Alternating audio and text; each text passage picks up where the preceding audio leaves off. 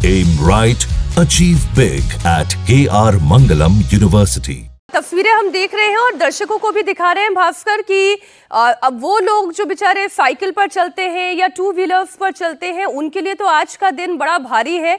मौसम विभाग क्या कह रहा है भास्कर?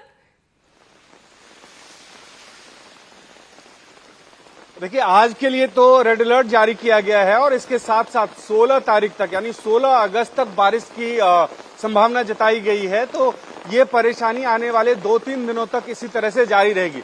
आज खासकर परेशानी इसलिए और बढ़ गई कि ये बारिश जो हो रही है वो ट्रैफिक का जो पीक आवर्स होता है उसमें ये बारिश हो रही है।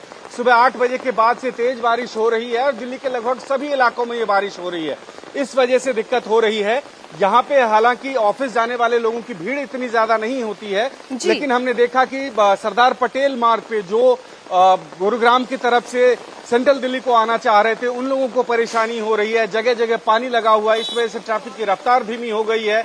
इसी तरह से जो लोग धौलाकुआं होते हुए गुरुग्राम जाना चाह रहे थे वहां पे घंटों वो लोग जाम में फंसे हुए हैं और सुब्रतो पार्क के पास में तकरीबन 200 मीटर के इलाके में पानी भरा हुआ है और इस वजह से परेशानी हो रही है। बहुत शुक्रिया भास्कर इस पूरी जानकारी के लिए आपका। तो दिल्ली के अलग अलग इलाकों की तस्वीरें हमने आपको दिखाई। अब तस्वीर जरा दिल्ली से सटे हुए गाजियाबाद की भी आप देख लीजिए।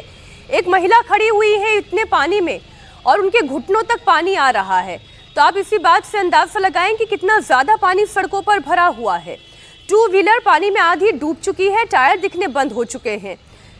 लोग कोशिश ये कर रहे हैं कि डिवाइडर के सहारे फिर आगे बढ़ता चला जाया जाए, लेकिन बड़ा मुश्किल है। इतना पानी भर जाना किसी शहर के अंदर ये प्रशासनिक इंतजामों की पोल भी खोलता है। निचले इलाकों में तो दुकानों और घरों तक में पानी चला गया है। अब गुरुग्राम की भी तस्वीर आप देखें, इतना पानी भरा हुआ है कि बस के टायर दिखने मुश्किल हैं। ये लाल रंग की बस आगे बढ़ रही है, लेकिन इसके चारों टायर पानी में डूबे हुए से नजर आते हैं। बगल में चल रही गाड़ियां, मोटर बाइक, स्कूटर, स्कूटी, इतने पानी से लोगों को जूझते हुए आगे बढ़ना पड़ रहा है। अब कई स्कूटीज भी हैं वो बंद हो गई, इंजन में पानी चला जाता है तो बड़ी दिक्कतें आती हैं। पुलिस वालों के लिए भी बड़ी दिक्कत है कि वो क्या समाधान निकाले।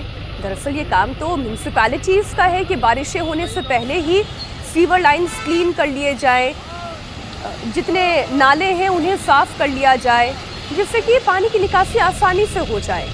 लेकिन न जाने क्यों प्रशासन समय रहते काम नहीं करता और फिर आम लोगों को इस तरीके के जाम से जूझना पड़ता है, जल भराव से जूझना पड़ता है।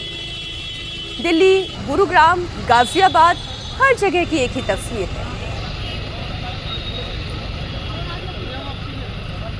कहीं पर ये देखिए, अब एक तस्वीर दिल्ली की, ये देखिए मैनहोल का ढक्कन खुला हुआ है। अगर किसी की नजर ना जाए, अगर ध्यान ना दिया जाए तो इंसान की जान चली जाए।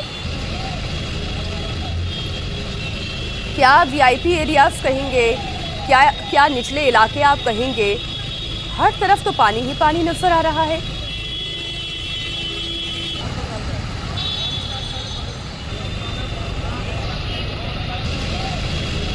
मुश्किलें सोचिए जरा।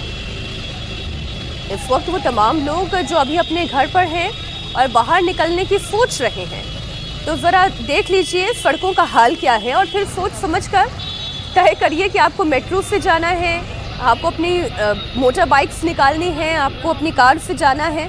और अगर कोई काम ऐसा है जिसे टाला जा सकता है तो आज भर के लिए, फिलहाल के लिए तो टाल दें।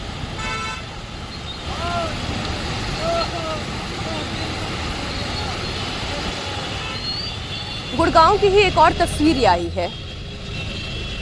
फुटपाथ के ऊपर तक पानी आ रहा है, इतना पानी है।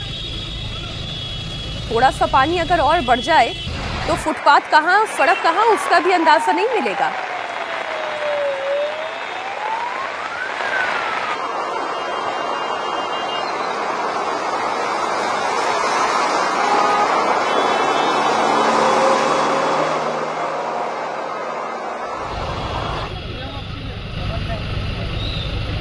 वो देखिए फ्लाईओवर से झरना बह रहा है। कमाल की तस्वीरें हैं।